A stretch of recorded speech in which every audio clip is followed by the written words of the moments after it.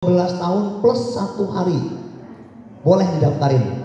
Tapi kalau kurang dari 12 tahun maka belum bisa. Oke, pemberangkatannya itu jamaah haji sudah berusia 18 tahun atau sebelum 18 tahun maka dia sudah menikah.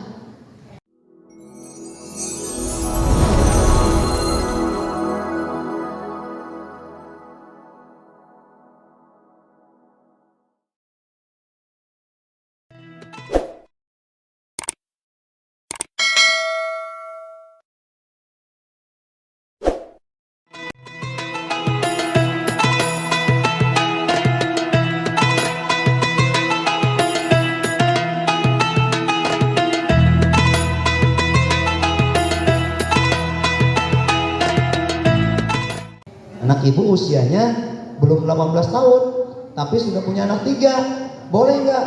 Boleh, asalkan ada bukti pernikahannya. Boleh, maka dia berangkatlah.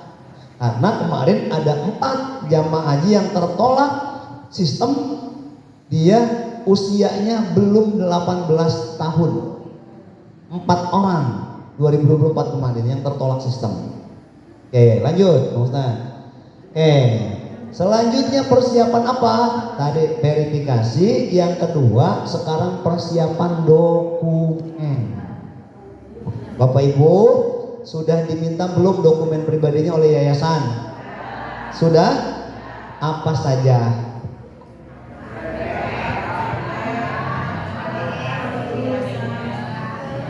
Fotokopi KTP, fotokopi KK, fotokopi akte lahir, betul ya? Fotokopi ijazah, buku nikah. Oke. Buat apa itu tujuannya?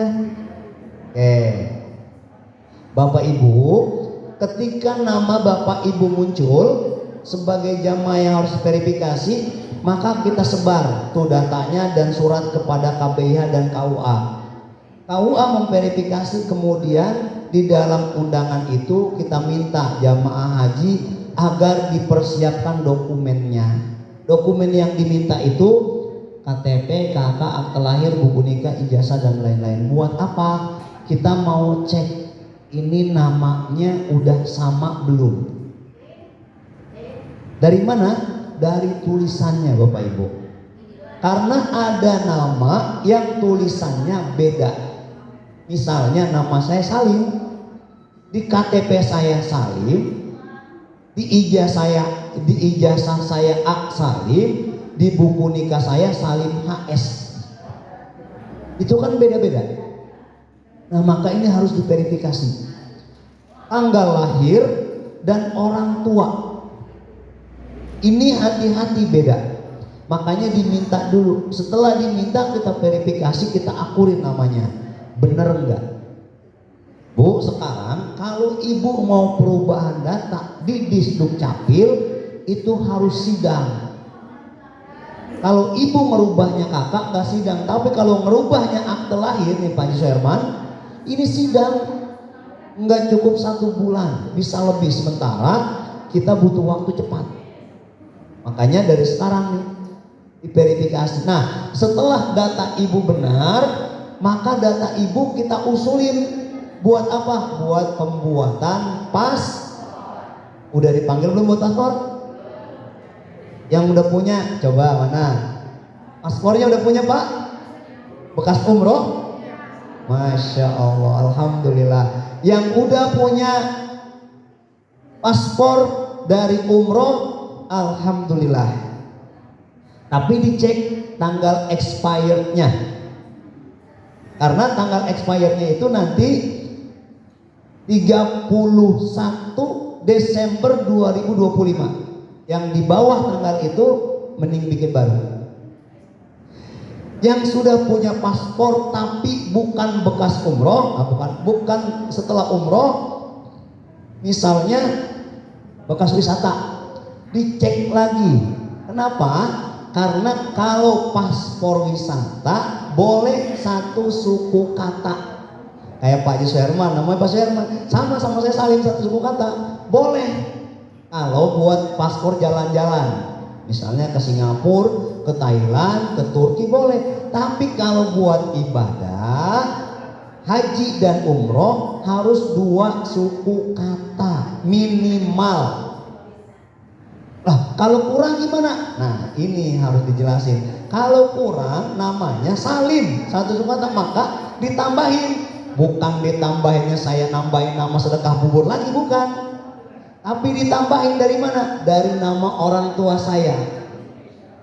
Salim, orang tua saya misalnya Sugandi, maka Salim Sugandi. Masih 2 kurang, diambil lagi dari mana? Dari nama kakek.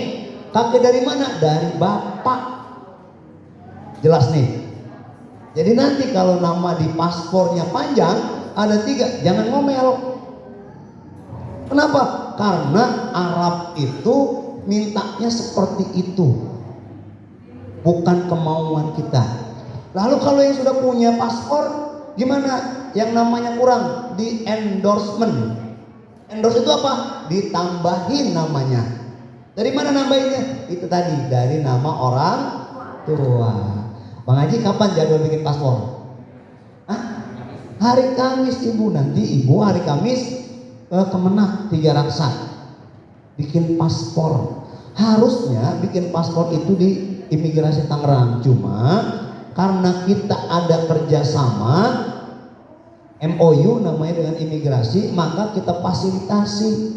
Datanglah ke Kemenak, ibu nanti tinggal foto.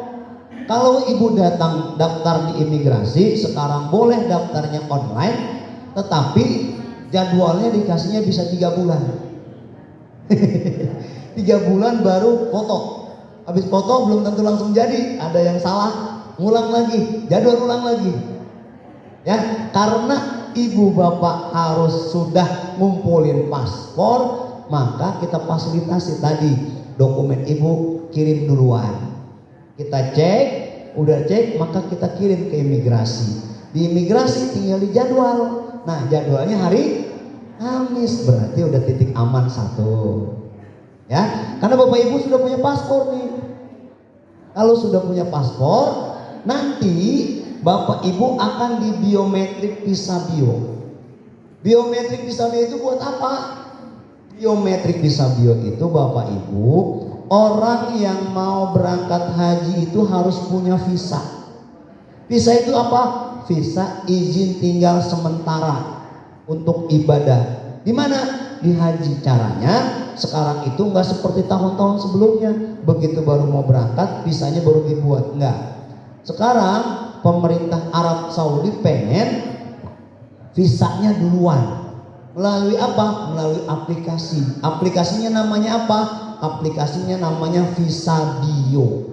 Siapa yang nyiptain? Itu Arab Saudi aplikasinya. Caranya bagaimana?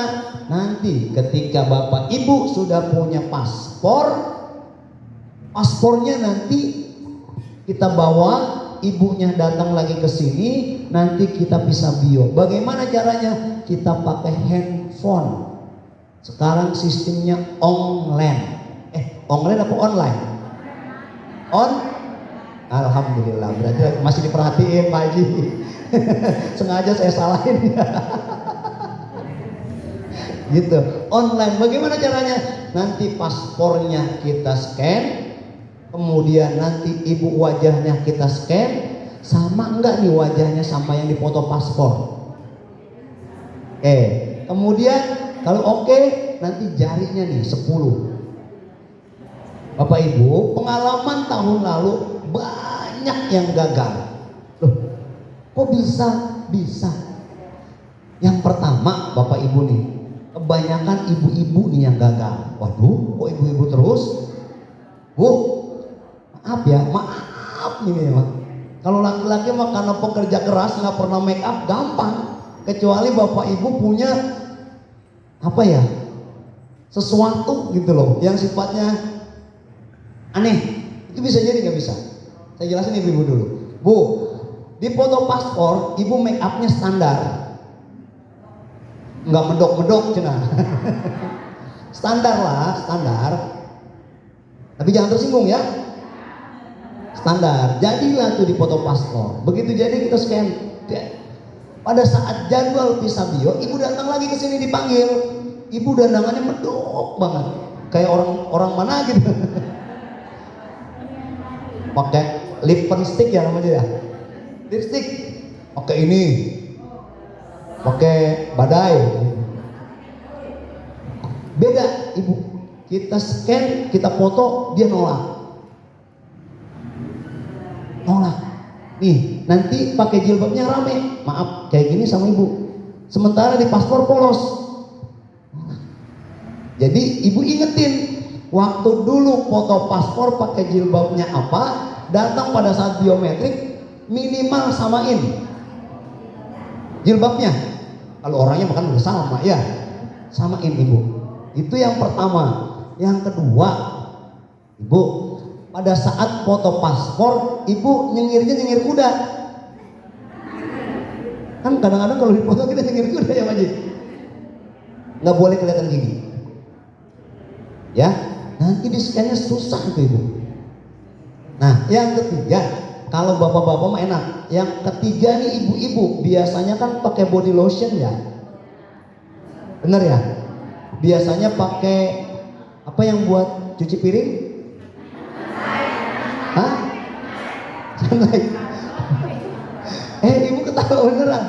Nih bu, keseringan pakai body lotion, keseringan megang sunlight, ini kan tipis.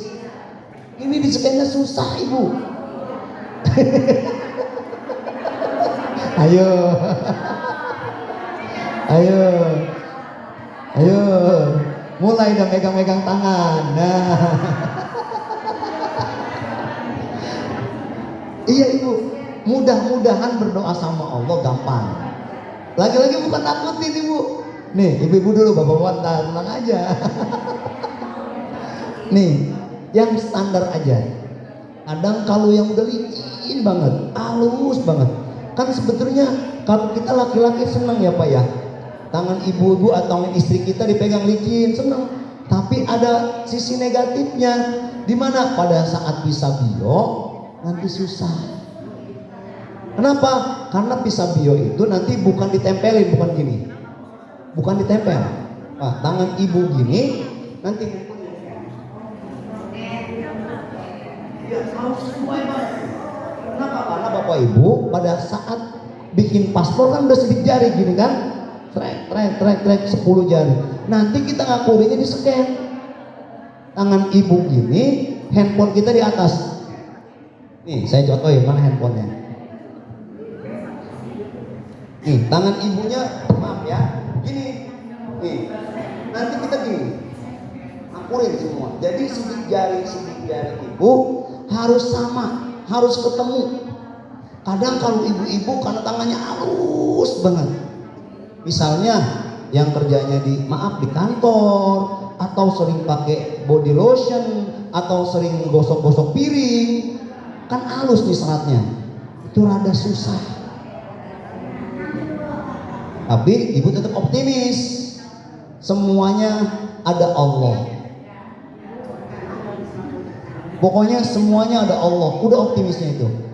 Jangan takut, ya. Oke, ini ibu-ibu di sini selesai ya. Bisa dipahami nggak nih bu? Tapi saya nggak nakutin, ini persiapan.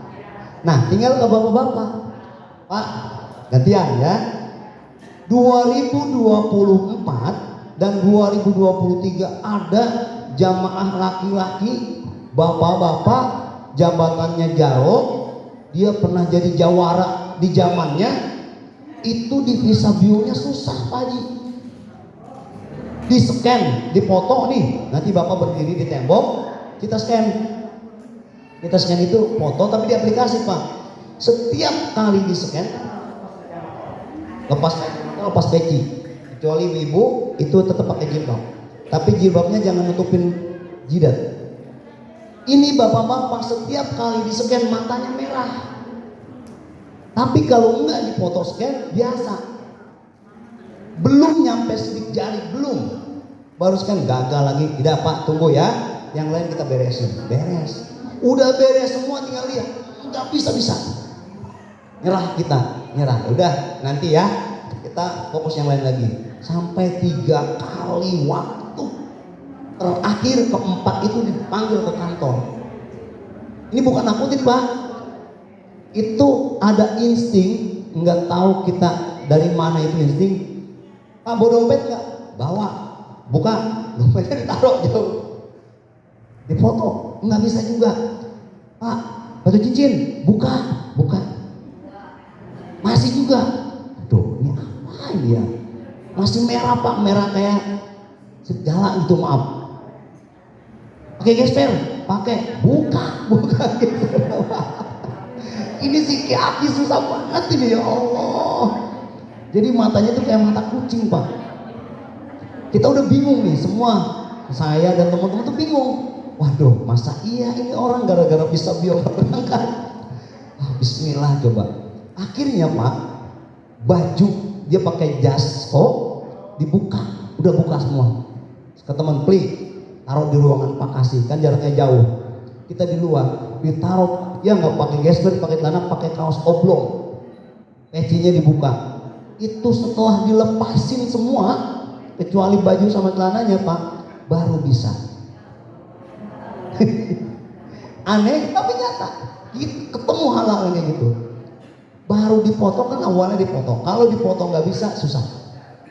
Dipotong tangannya baru bisa.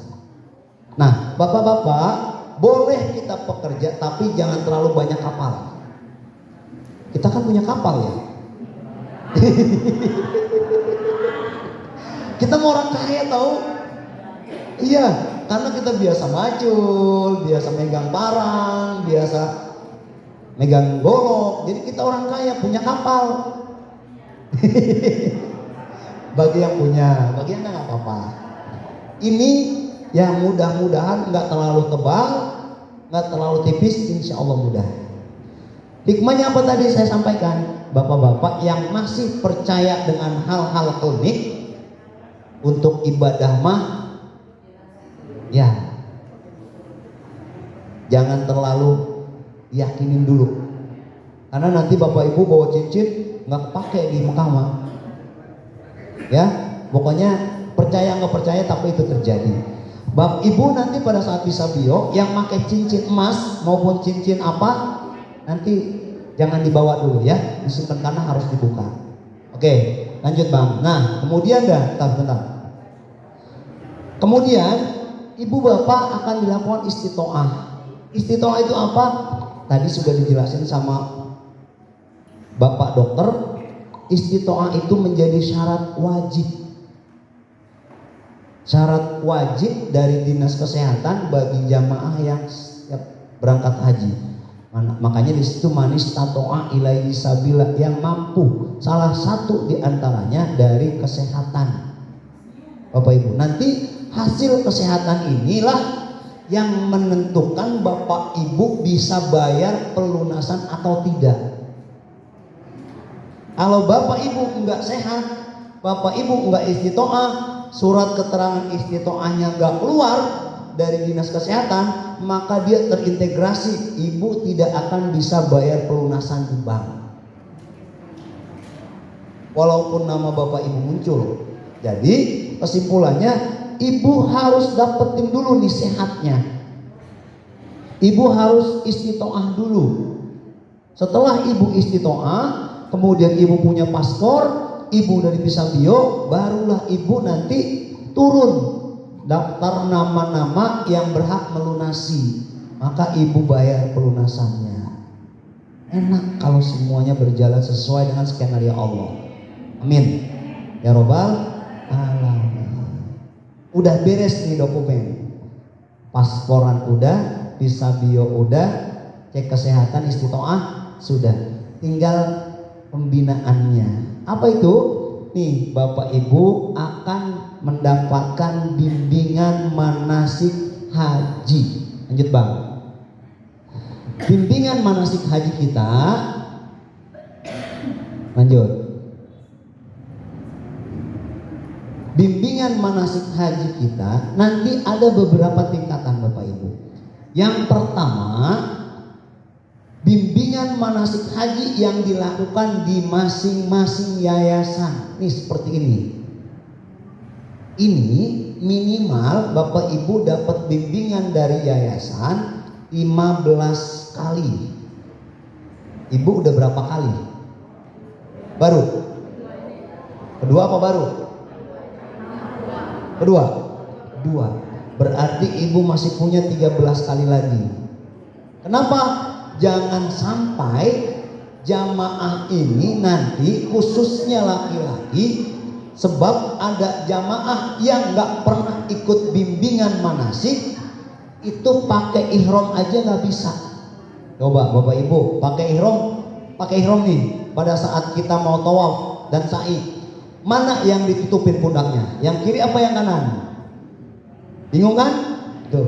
Kenapa? Karena belum dapat manasik.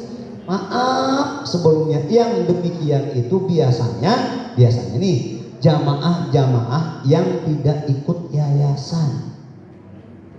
Kenapa? Karena dia nggak dapat bimbingan dari yayasan, walaupun nanti dapat bimbingan dari kita. Ya, di yayasan itu nanti ada bimbingan 15 kali. Salah satu di antaranya nanti praktek pakai ihram. Pak, laki-laki pakai ihram itu gampang-gampang susah. Apalagi yang nggak pernah pakai kain. Coba kan pada saat kita mikot tuh niat. Misalnya di Bir Ali, di Girona atau tempat yang lainnya kita mikot nih Bapak Ibu. Mikot itu kita niat mikot tawaf atau ihram. Kita pakai ihram. Kalau untuk laki-laki sudah nggak boleh, sudah tidak lagi menggunakan underwear. Udah nggak lagi, maaf saya sebut, pakai celana dalam. Jadi kita sudah pakai ihram aja nih, 2 helai, atas bawahan, atas. Nggak boleh nih ihramnya dikepalain, ditudungin kepala walaupun panas, dam nanti kita. Maka kita nggak boleh sudah menggunakan celana berjahit, baju berjahit, nggak boleh membunuh, nggak boleh ropas, nggak boleh apalagi lain lagi. Nah itu udah ditinggalin tuh hal kayak gitu. Maka ketika kita pakai ihram, kita tawaf ini orang bukannya segini, jutaan Bapak Ibu. Hati-hati melorot. Kalau yang nggak biasa nih pakai ihram, Bapak Ibu merosot terus. Makanya mulai belajar. Nanti ihramnya dari mana? Nanti Bapak Ibu dapat ihram dari bank pada saat Bapak Ibu membayar pelunasan. Ibu dapat nanti apa yang buat sholat tuh? Mukena. Ya, pada saat pelunasan. Nanti fikih haji perempuannya dibahas nanti di yayasan. Nah, ini pakai ihram. Hati-hati pada saat kita tawaf, yang terbuka ini pundaknya yang kanan apa yang kiri, karena kita muterin Ka'bahnya bukannya begini. Bukannya dari kanan ke kiri, tapi dari kiri ke kanan. Jadi terbalik dari arah jarum jam. Jam kan dari kanan ke kiri. Ya, kalau tawaf dari kiri dulu ke kanan. Nanti dari apa namanya? Lihatnya dari apa yang makannya itu namanya? Apa saya lupa? Aduh, ya pokoknya dari yang nanti ada warna hijau. Saya lupa namanya tuh. Apa? Bukan. Pada saat kita mikot tuh, saya lupa. Ya Allah Akbar. Itu ya. Oke. Ini tentang manasik haji. Kemudian di tingkat kecamatan nanti Bapak Ibu dapat minimal 4 kali, maksimal 6 kali. Nanti kalau sudah mau mendekati pemberangkatan Bapak Ibu. Jadi 6 kali di tingkat kecamatan, 2 kali atau 2 hari di tingkat kabupaten. Nah, karena 6 kali dan 2 kali itu tidak bisa maksimal untuk menyampaikan manasik, makanya yang paling banyak manasik hajinya itu yang paling efektif di yayasan ini.